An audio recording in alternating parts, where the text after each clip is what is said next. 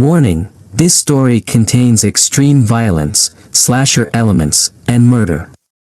I encourage you to listen to the entire story, and if you enjoy this type of content, please subscribe and press the bell icon to stay updated. I don't remember whose idea it was to rent the cabin, but as soon as we stepped through the door, I felt it. A thick, suffocating presence, like the air was alive and watching us.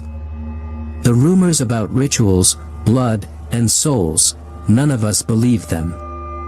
At least, not at first. The walls, cracked and warped, were smeared with what looked like old, dried blood. Handprints. Faces. Twisted in agony. At first, we brushed it off, laughed nervously. But then the cabin began to change.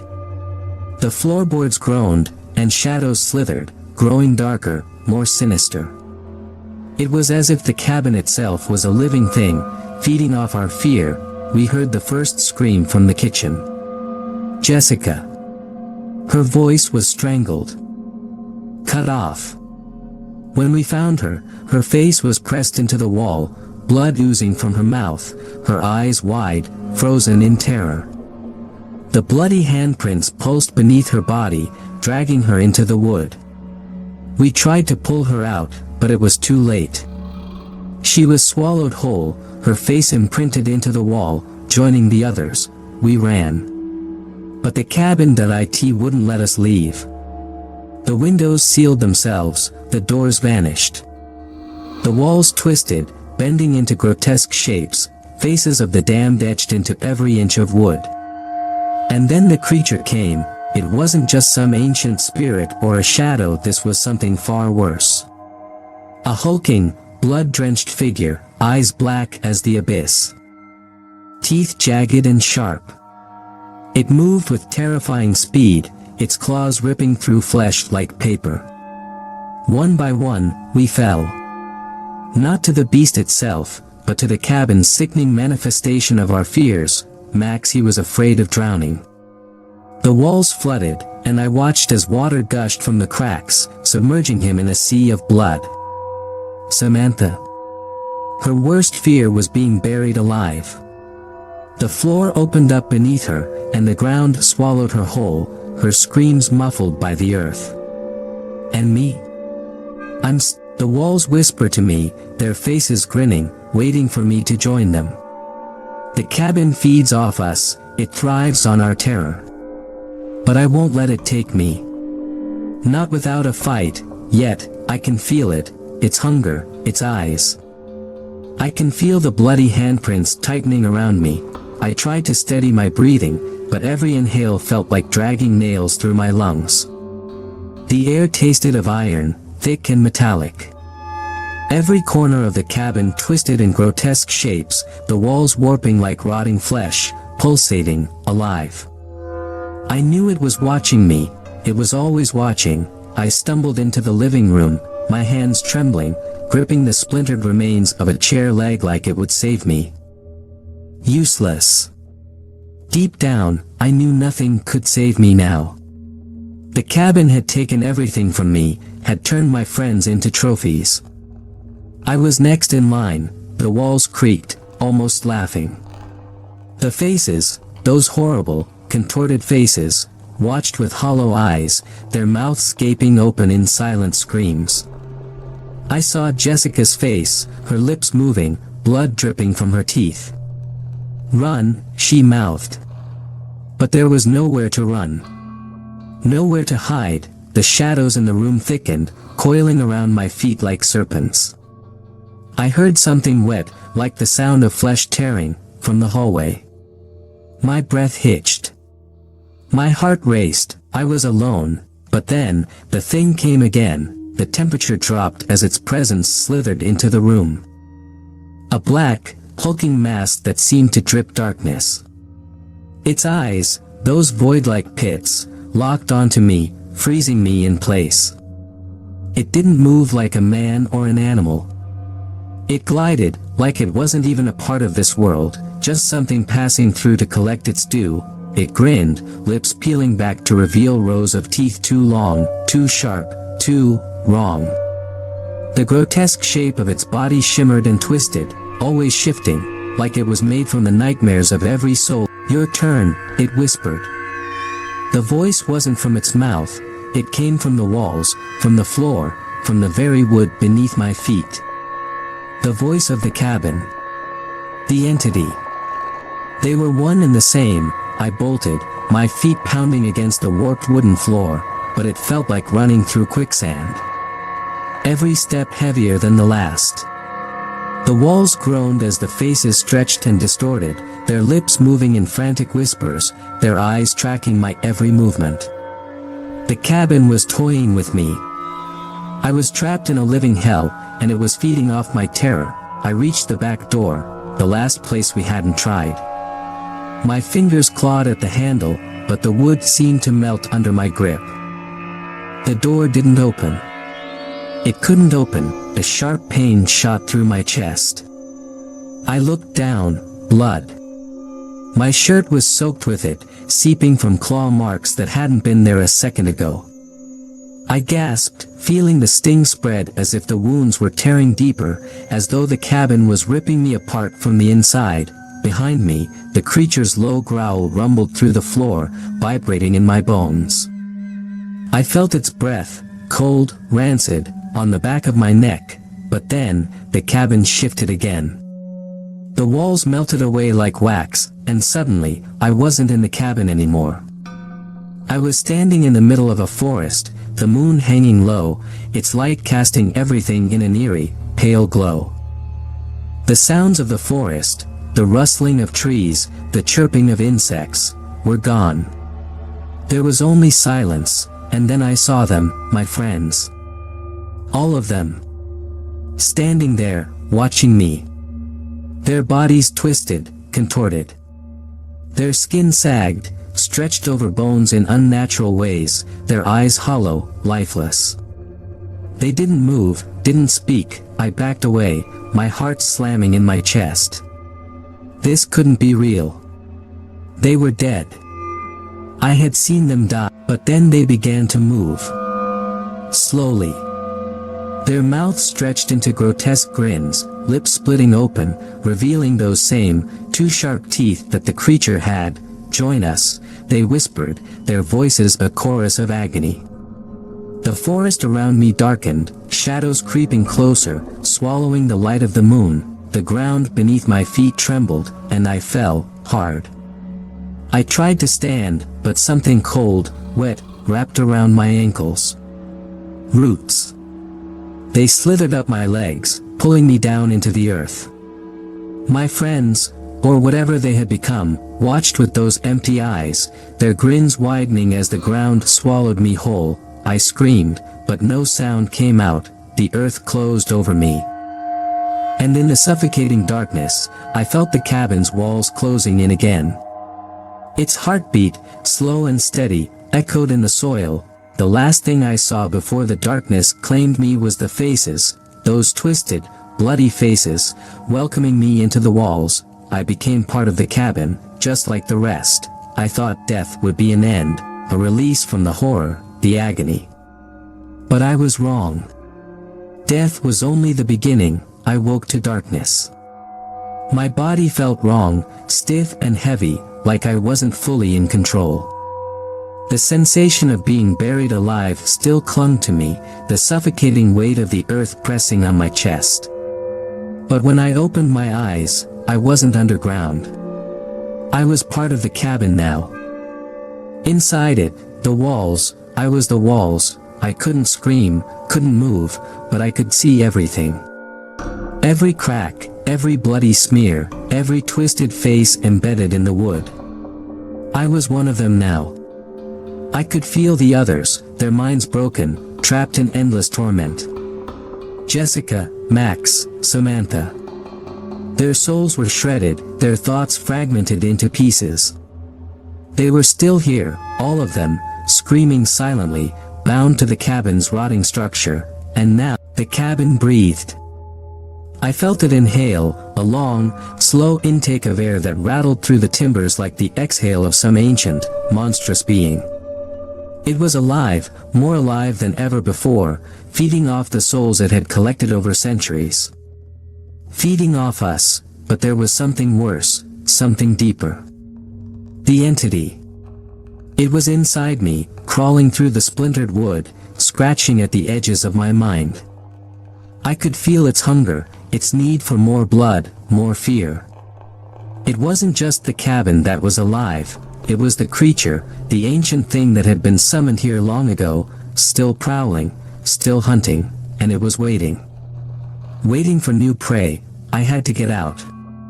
But how? My thoughts raced, crashing against the walls of my mind like waves against rocks, but the cabin held me in place, trapping me in this prison of wood and blood. I was stuck, a part of its grotesque cycle, waiting for the next victim to wander through the door. The floor creaked beneath me, or rather, underneath the cabin, underneath us. I felt a new presence. Footsteps. Vibrations running through the wood like a drumbeat. Someone was coming, a new group. No, not again. I could feel their fear already, their curiosity, their ignorance. They had no idea what they were walking into. I could see them in my mind, just like I had once been, laughing, carefree, believing the rumors were nothing more than a ghost story. A campfire tale. I tried to scream, tried to warn them, but no sound came out. I was voiceless, trapped, reduced to a flicker of thought as the cabin began its ritual all over again. The door swung open with a groan, and I felt the energy of the room shift, the walls tightening as the entity stirred, waking from its slumber. It sensed the newcomers, its hunger sharpening, its malice rippling through the air like a predator about to strike. A girl's voice echoed through the cabin. "This place is creepy as hell." I could hear her, feel her fear seeping into the wood. She couldn't see what was happening yet, couldn't feel the way the cabin was already tightening its grip. But I could. The walls throbbed, the bloody handprints on the floor twitching, faces in the wood starting to move. They would die. Horribly. The cabin would tear them apart, piece by piece, until their souls were part of its grotesque collection. Just like mine, the girl's laughter turned to a nervous chuckle as she glanced around. "What the hell is up with these walls?" She ran her fingers over a bloody smear, over me. I felt her touch, cold and distant, like fingertips brushing against my skin. I wanted to recoil, to tell her to run. But I couldn't, and then the entity appeared. It was faster this time, more violent. It burst from the shadows, a twisted, hulking thing of darkness and teeth. The girl screamed, her eyes widening as the creature lunged for her. Her friends scattered, but they wouldn't get far. No one ever did. The walls closed in around them, warping and bending, shifting into grotesque shapes that twisted their minds, turning their deepest fears into reality. One by one, the cabin consumed them, ripping their bodies apart, their blood soaking into the wood, their faces joining ours. I felt each death like a jolt of electricity, each soul screaming as it was ripped from its body and fused into the walls. The cabin was alive, thriving, feeding off the fresh terror, the new souls it had claimed, and I was still here, watching, unable to stop it. The entity turned its gaze to me, or what was left of me. It smiled, that same horrible, jagged grin. I could feel its satisfaction, its hunger temporarily sated. But not for long, it would keep feeding. Forever, the cabin whispered to me, its voice slithering through the cracks in the wood. "You're one of us now."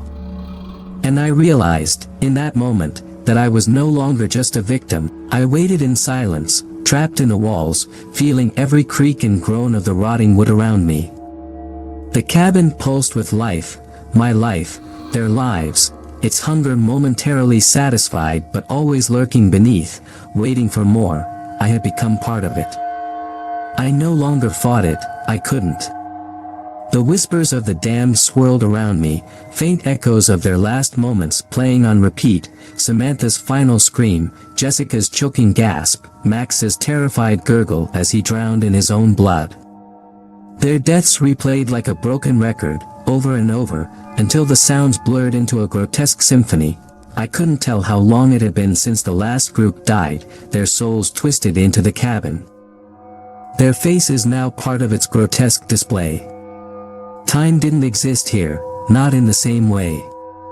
Days, hours, minutes, all meaningless. There was only the cabin's insatiable appetite and the endless wait for the next unfortunate souls. And then, one day, it came. I felt it before I heard it, the ground shifting, the air thickening. Footsteps. Another group of fools, walking blindly into the maw of the beast. The cabin stirred, the walls groaning, eager to taste fresh blood. I could feel the excitement building, like a wave of dark anticipation rippling through the structure. They came in pairs this time. 4 of them. 2 girls, 2 guys.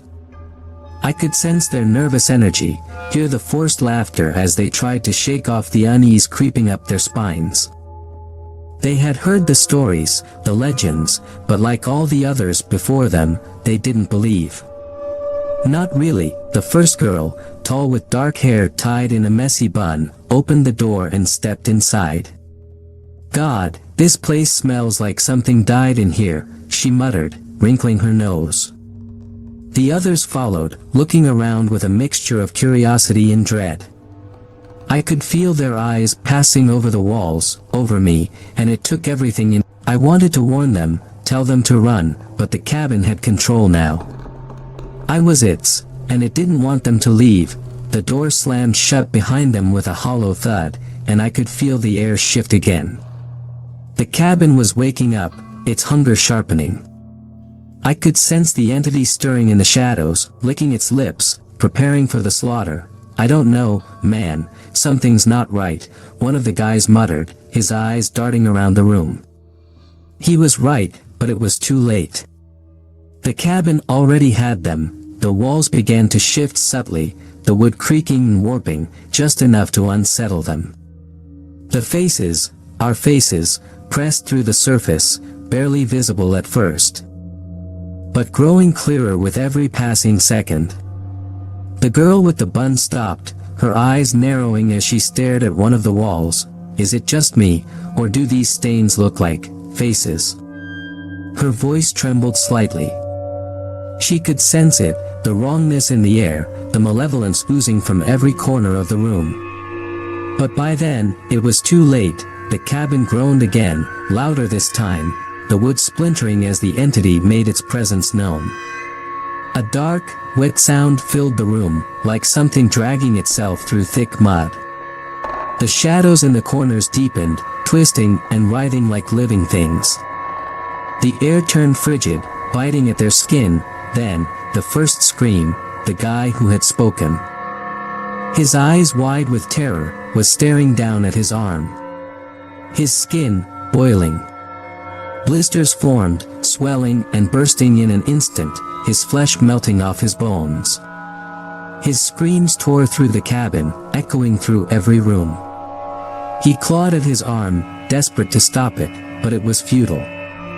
The entity was feeding now, burning him from the inside out, his worst fear manifesting in the most brutal way. The others froze, too terrified to move, watching in horror as their friend's body, his face twisted in agony, the skin peeling away to reveal a ghoulish grin, frozen in his last moments of terror. I could feel the cabin pulse with satisfaction, but it wasn't done. Not yet. The second girl backed into the corner, her eyes wild, darting between the others. "We have to get out of here. We have to." She didn't finish her sentence. The floorboards beneath her feet cracked open, and something reached up from the darkness below. Long, rotting fingers, twisted and blackened, clawed their way up her legs, dragging her down. Her screams filled the cabin as the thing below pulled her into the floor, her body snapping like brittle twigs.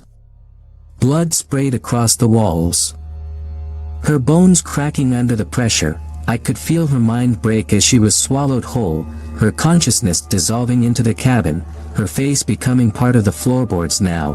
One of us, the two left, stood frozen in place, too terrified to run, too trapped to fight. I wanted to tell them to move, to do something, but the cabin had them now. It was playing with them, stretching out their terror, savoring every drop. The entity appeared, its form shifting, a black mass with too many teeth, too many eyes. It towered over the remaining two, grinning its horrible, jagged smile. I could feel their fear, the raw, primal terror that fed the cabin, making it stronger. Their minds shattered as the entity lunged, ripping through flesh, bone, and soul in one swift, bloody motion. They never stood a chance, and now, they're here, with me. Their faces join the others, etched into the walls, screaming silently, forever. The cabin is satisfied for now, its hunger temporarily quelled. But it won't be long before it wants more. I wait, trapped in the wood, in the walls, my mind fraying at the edges, and I know that one day, you'll come. You'll step through the door, thinking it's just an old cabin. Thinking the stories are just that, stories, but you'll find out the truth. I don't know how long I've been here. Time has no meaning inside the cabin. The faces, the damned souls, including my own, melt into the wood, shifting endlessly, trapped in a cycle of agony. Each of us is frozen in the moment of our death, the moment the cabin claimed us. Our screams never stop, but no one can hear them. The walls devour the sound, just like they devoured us. The latest victims, the ones who came after me, are starting to fade. I can feel their terror seeping into the walls, their minds unraveling, just like mine did. They're becoming part of the structure, part of the hunger, and the cabin, it's waking up again. I can sense it now, the entity stirring deep within its dark heart. The way the wood groans, the air thickening with anticipation, it means more are coming. Fresh blood. New souls to tear apart, to devour. The ground begins to tremble, as if the earth itself is rejecting the cabin's existence. I can hear the voices outside, the laughter, the easy banter. They sound so alive, so full of careless energy. Just like I was. Just like we all were before we walked into this nightmare. The door swings open, 3 people step inside. 2 men, 1 woman. They're older, maybe in their late 30s, and they have the look of experienced hikers, the kind who think they've seen it all. I can feel the entity licking its lips, savoring the freshness of their souls. They have no idea what they've just walked into. Damn, this place gives me the creeps, one of the men says, his voice slightly shaky, betraying his attempt to sound casual. He's tall, muscular, with a beard and hiking gear that looks well used. His eyes scan the room, settling on the faces in the walls, but he can't quite see them yet. Not clearly. The cabin is still playing its game, waiting for the right moment to reveal itself. The woman steps forward, squinting at the warped wood. Look at these stains, she murmurs, running her fingers trail across one of the faces, Jessica's face. I can feel her anguish surge through the wood, her soul pulsing with the horror of what's to come. The third man stays silent, his eyes wide. He feels it. He senses the wrongness, the malevolence that coats every inch of this place. His fingers twitch nervously at his side, and I can tell he's fighting the instinct to turn and run. They're already trapped. The door that brought them in is no longer there. I know because I can feel it, the way the cabin closes off the exit, reshaping itself like a living organism. It feeds off their confusion, their rising fear. Then, the entity reveals itself, the temperature plummets. A sudden, biting cold that sinks into their bones. The wood creaks, shifting, warping, and the faces in the walls become clearer, the bloodstains darker, fresher. The woman gasps, stepping back, her eyes wide as she realizes what she's seeing. Holy, what the hell is this? She stumbles, her back pressing against the door that should have been there, but now there's only solid wood. The walls pulse, alive, as the faces twist, their mouths stretching wide in silent screams. The bearded man steps forward, trying to keep calm. It's just some old stains, right? Someone probably used this place for, I don't know, rituals or some shit. He laughs, but it's hollow. Fear has already sunk its claws into him. Just as the cabin planned, the third man stays silent, his face pale. He knows. He feels it, then the walls split open, the wood tears like flesh, revealing the black mass within, the entity oozing out, its form shifting and writhing, a dark, wet thing made of shadows and teeth. The woman screams, backing into the corner as the creature slithers closer, its eyes, those black, endless voids, locking onto her. I can feel the cabin feast on her fear, the way it seeps into the walls, energizing the entity. It moves faster now, its grin widening, its teeth too long. The bearded man tries to run, but the floor beneath him collapses, splitting open into a gaping maw. He falls through, screaming as the jagged wood tears into him, his body twisted and broken. Blood pours out, soaking into the floorboards, feeding the cabin. I feel every drop of it. The woman is next. The entity lunges for her, its massive claws ripping through the air. She stumbles, trips, but there's no escape. The shadows wrap around her ankles, dragging her into the wall. Her scream cuts off as her body merges with the wood, her face pressing out from the surface, her eyes wide, her mouth open in a frozen howl, and then, it turns to the last man. He's frozen, paralyzed with terror. But the entity doesn't lunge. It doesn't need to. The cabin is doing the work for it. The walls close in on him, warping and twisting, bending reality itself. His worst fear, his deepest terror, becomes real. The faces on the walls start to move.